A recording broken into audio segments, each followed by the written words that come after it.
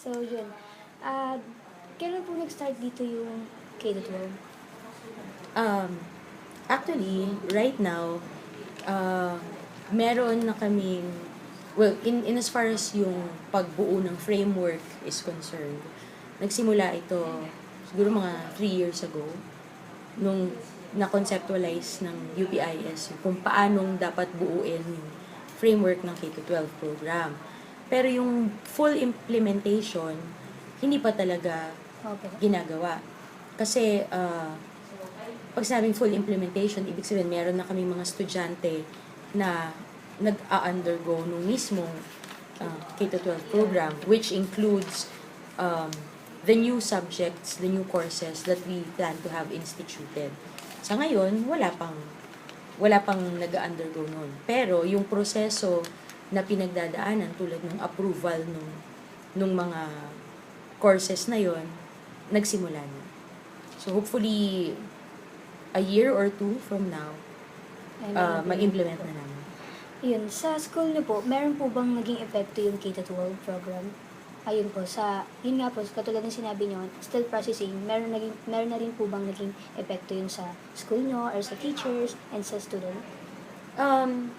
Sa teachers, epekto in the sense na nag-isip na kami ng mga posibleng pagbabago sa mga subjects na i-offer. Okay. Kasi ang balak namin for the K-12, more on tracking ito. Tracking. Ibig sabihin, pagdating ng grade 10 ng mga estudyante, maari silang mamili kung saang track sila o specialization sila pupunta.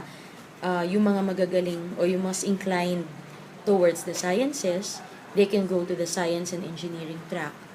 Yung more on the arts, maaring pumunta sila sa arts and humanities track. O kaya yung mga nagbabalak mag-business, doon naman sa entrepreneurship track. So, yun yung parang framework ng aming K-12 program. At dahil doon, syempre, affected ang mga teachers namin kasi kailangan namin mag-isip ng mga subjects na tutugon dun sa mga specific needs ng bawat track. Yung sa student po, ano po yung naging epekto? Wala pa naman po? Doon sa students namin na currently nasa grade 9 and 10, hindi sila affected kasi gagraduate sila pagdating ng grade 10. But for the students who are grade 8 below, they will undergo the full implementation of the K-12 program. Meaning, pagdating ng mga susunod na taon, ang mga tatalakayin nila, mga kukunin nilang mga subjects pagdating ng grade 10, grade 11, grade 12, mga bago na. So, magkakaroon po ng adjustment? Magkakaroon ng adjustment. Pero not this school year. Yung mga susunod pang school 2 year. years before po. Mm-mm. Yun po, sa teaching style instruction niyo po, ano po yung naging pagbabago? Halimbawa, sa methods niyo po or sa mga contents na pagtuturo ninyo from now? Bilang adjustment. Dahil hindi pa naman namin ini-implement ito, wala pang pagbabago kasi wala pa nga yung mga bagong courses. Pero sa tingin ko, magsimula man yung implementation noon, hindi naman magpapalit ng teaching style yung mga guro, medium of instruction, pareho pa rin. Ang UPIS ay sumusunod sa parang bilingual. Okay na? Okay. So, ibig sabihin po wala pa pong nagiging changes at kung na-implement din naman po yung K-12, ay wala pa rin po magiging changes sa medium instruction. Oo. Ang UPIS nga kasi ay sumusunod sa bilingual policy. Okay. Ibig sabihin, ang ilang mga subjects namin ay tinuturo in Filipino, habang ang iba ay tinuturo sa Ingles. Halimbawa, pagdating ng grade 5 pataas, ang tinuturo sa Filipino, social studies, syempre Filipino, practical arts. Yung tatlong yun. Lahat ng ibang subjects in English. English, ang medium of instruction, ibig sabihin, pag may mga babasahin, nakasulat yun in English. Pero sa pagdidiscuss sa klase, maaring lingua franca pa rin ginagamit. So, palagi ko hindi naman magpapalit yun kasi sa UP naman, hindi naman talaga kami forced na magsalita sa wikang Ingles. Maski sa kolehiyo, hindi rin naman. Yun nga po, so katulad po ng sinabi nyo, nagpe-prepare na po kayo. Nagkakaroon po ba kayo ng seminars or trainings sa mga teachers and then sa student din po about them sa K-12? Okay, in terms of training, marami sa aming mga guro ang inimbitahan ng DepEd nga nung simula pa lang para makipag-brainstorm doon sa kung paano bang i-implement ang K-12. So, maraming mga resource persons ang nanggaling din sa UPIS mula sa iba-ibang subject areas tulad ng mathematics, social studies, English at iba pa. Naging bahagi ang UPIS sa pag-iisip tungkol doon sa posibleng implementation.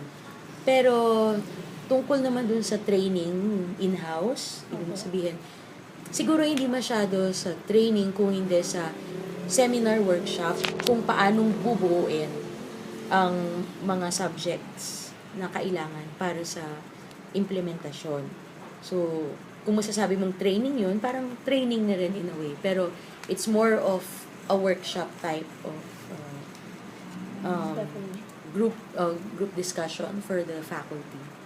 Yung sa facilities niyo po ba, nagkaroon din po kayo ng preparation through facilities? Halimbawa po, may naging changes po ba sa facilities niyo or nag-provide po ba kayo ng facility sa darating na K-12? Actually, maganda nga yung nangyari sa UPIS kasi hindi naman talaga inaasahan. Pero nung pumasok yung Ayala, dahil gagamitin nila yung lumang building namin. Bagong lipat lang kami dito nung November lang kami lumipat. Ang lumang building namin, yun nandun sa Katipunan. Nagkataon na kung kailan sinimulan yung proyekto ng Ayala para sa UP Town Center, yun din yung panahon na sinimulan namin yung K-12. Kaya nung dinidisenyo yung building na bago, ito, in-incorporate na namin doon yung needs ng K-12. Meaning, number of rooms that can accommodate the additional 2 batches na makukuha namin. Kaya ready na talaga siya.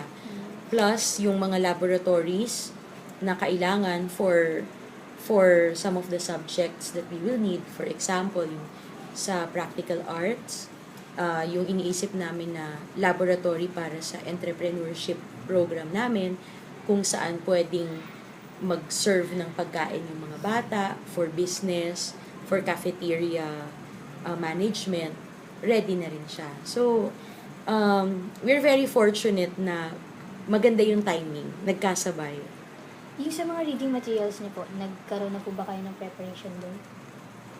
Reading materials sa mga gagamitin. Katulad nga po ng sinabi niyo, may mga subjects na madaragdag, ay nagkaroon din po kayo ng pagbabago o pagdaragdag din sa reading materials ninyo? Definitely.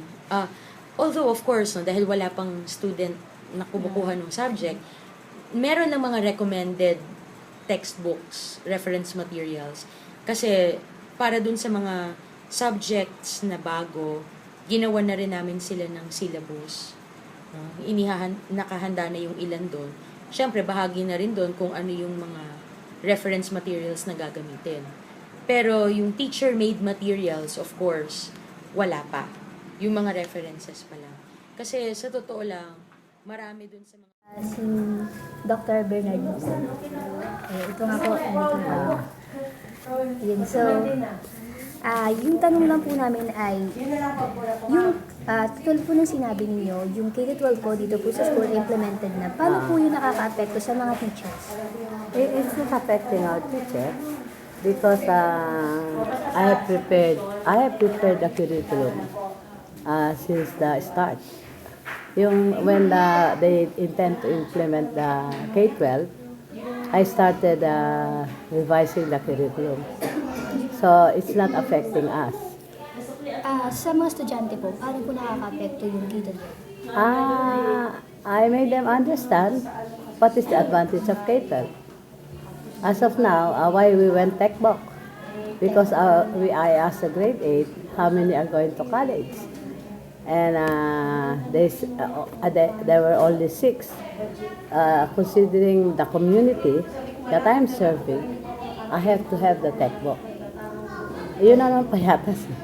Pwede po malaman kung ano yung TECDO? Technology vocational. Parang TLE. Yes ma'am. Yeah. Ano po yung naging changes nun o yung naging changes sa teaching style or instruction ng K-12? Spiral style, wherein teachers do not teach much. They make the student read the book and make them explain. And the teacher only add on to the subject matter. Spiral style. Yung sa mga methods niyo po or sa medium instruction niyo po, meron pang po bang naging pagbabago? Maraming pagbabago sa K-12. Kasi, first of all, K-12, the goal of K-12 is to importance on learning. No?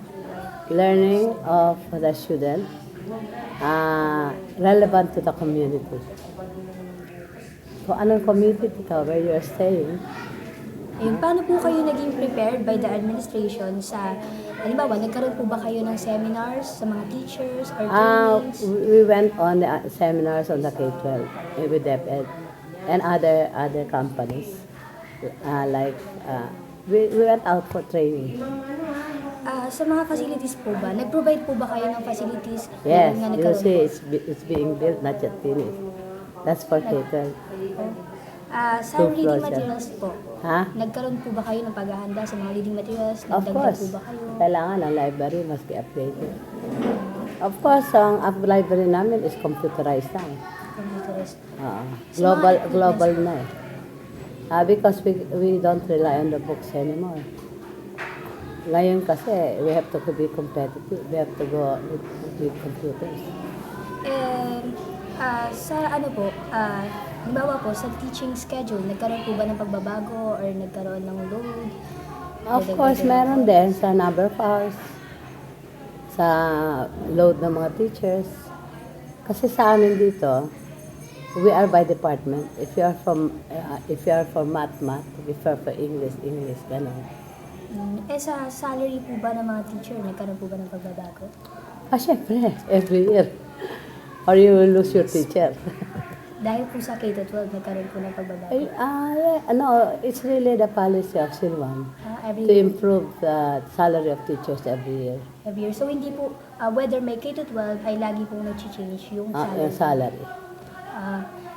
Kayo po, bilang principal ng school ng CUAM, agree po ba kayo sa K-12 program? Yes, of course. I know K-12. Bakit po? Yeah, because it will help our nation, the poor, children especially. Particular the students. They can work right away after they finish the 11 and 12. Meron na silang certificate on the area that they want to specialize. Not like now, the graduates hindi ang qualified. Now, ito meron tong may accreditation, yes. The graduates today is a general education graduate.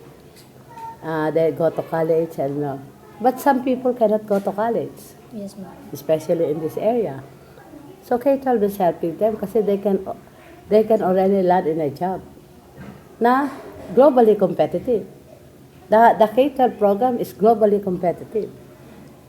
Hindi ordinary basta kagaya ng mga test danos, sewing,